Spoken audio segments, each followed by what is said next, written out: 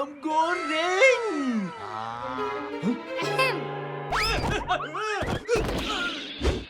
Ish, Otoy. Awalnya beli makanan pakcik. Ini anakku. Pakcik, mana ada anak?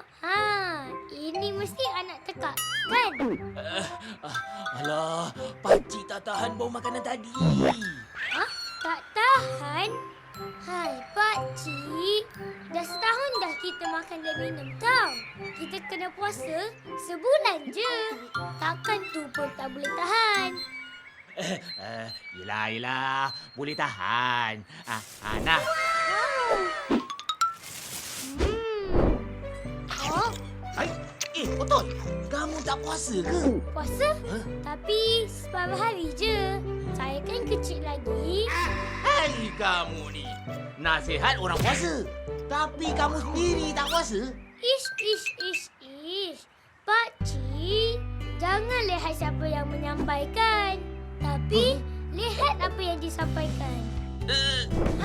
Syarat wajib puasa ialah orang Islam yang sudah balik dan berakal, sihat, berkemampuan